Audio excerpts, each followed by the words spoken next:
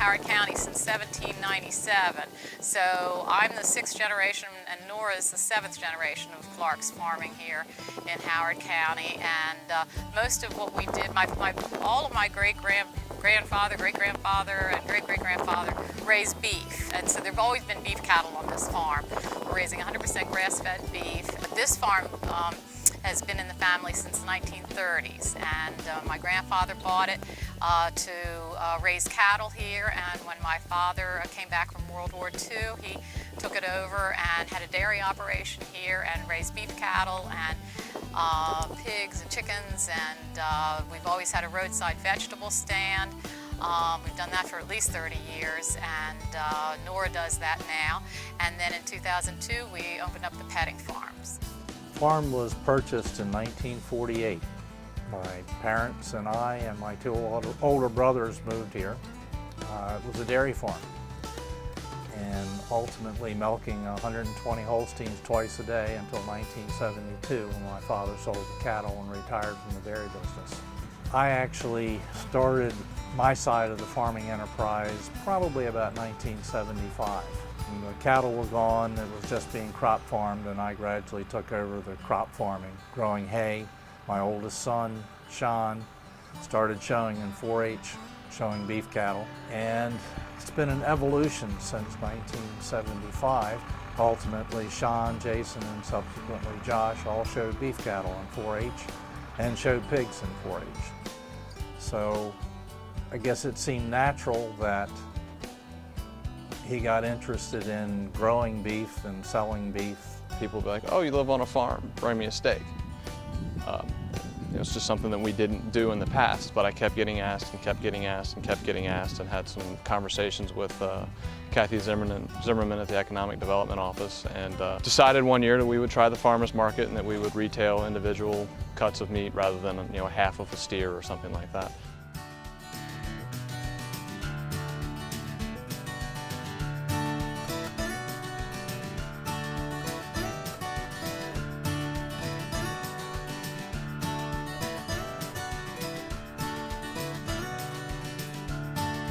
Clark's Produce, we grow and sell a lot of summer vegetables. We do a lot of varieties of tomatoes, regular tomatoes, heirloom tomatoes, yellow tomatoes, cherry tomatoes, cucumbers, eggplant, green peppers, hot peppers, sweet peppers.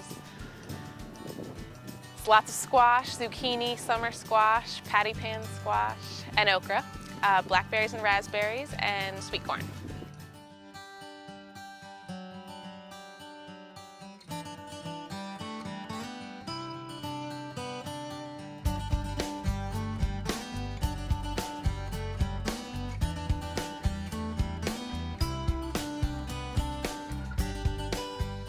Really, it's economics of making a living farming. We all have off-farm jobs.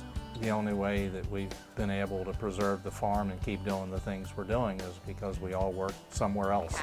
We're raising 100% grass-fed beef, and that's available at the petting farm. And the other business we have is the petting farm, Clark's Elliott Farm.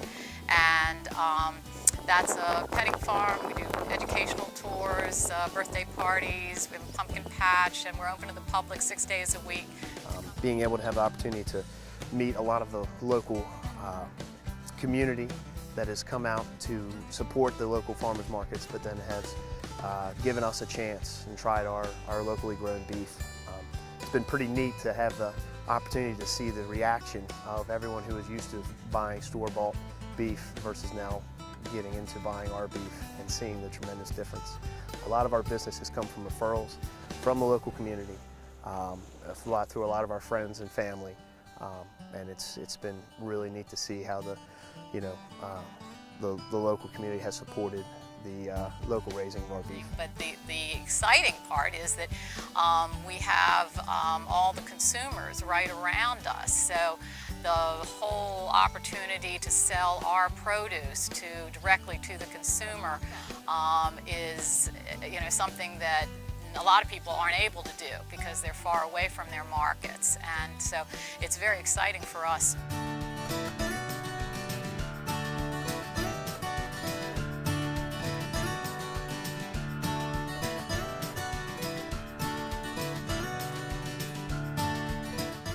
most important reasons to buy local is your carbon footprint, your health, and the economic benefits to the community. By purchasing local, your food is not traveling the 1,800 miles that food on average travels before it reaches the grocery store. We're a small farm. We're not putting out tons and tons and tons of material, which is another good thing. We're not a giant factory farm that is dealing in such massive quantities. There's no reasonable way to locally deal with it. All our stuff is dealt with here locally. It doesn't run into the bay. It doesn't go anywhere else. It maintains its nutrient and mineral values. It's healthier for you, it's fresher tasting, and it is so good. We produce a safe and local, fresh, nutritious food, and I think that is appreciated. We also show that you can be a farm, a small family farm, and make a living and keep your land. So you're not only helping the economy and your health, but you're helping the environment, because your food's not traveling as far. You know the farmers that you're buying it from, and you can eat that fresh food every day. You know, all my beef, I take 40, 50 animals to the local butcher right down the road who employs 30 or 50 people. We buy our feed from a local feed store. We reach out to the local economy in a lot of ways. You know, we supply to the restaurants, obviously, and you know, it's a trickle-down effect, and you know, spread things around pretty significantly.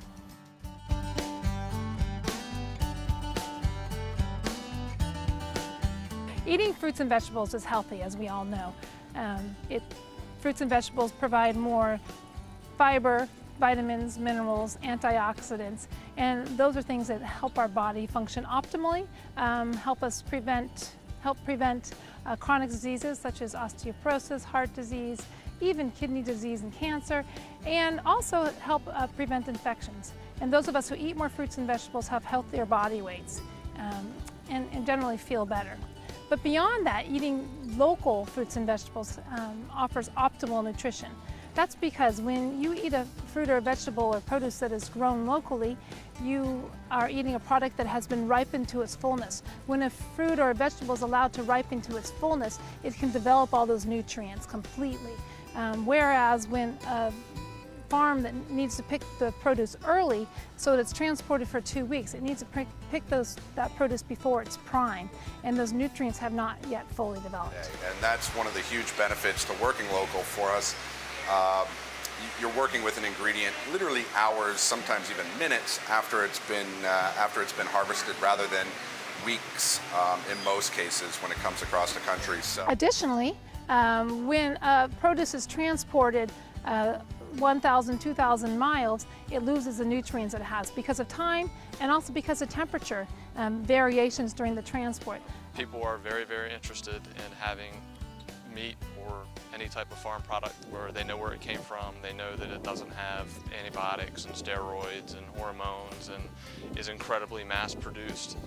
They like to know that they can come out here, you know, they like to look at pictures of the farm and that and know where it comes from, and it excites people. And you know, the quality is, according to everybody that buys from us, is head and shoulders above anything you can get out of the grocery store as far as meats go. And I put that to the test any day of the week.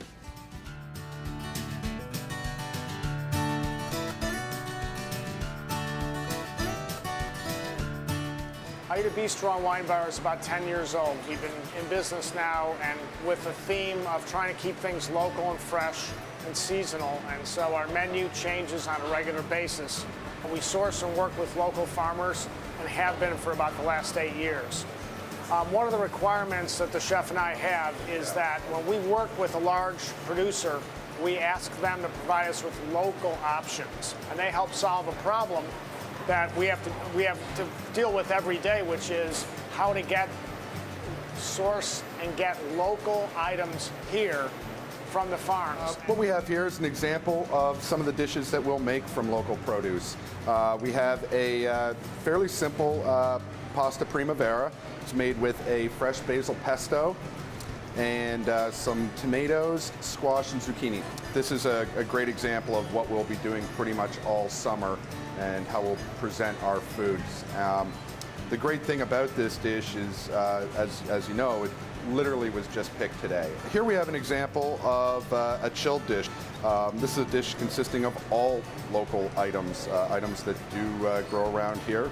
And we have a little bit of crab, wrapped in a cucumber, little onion and cucumber garnish, and some fresh peach puree. Again, we have a fun dish. It's chilled, it's summery, and it's all local.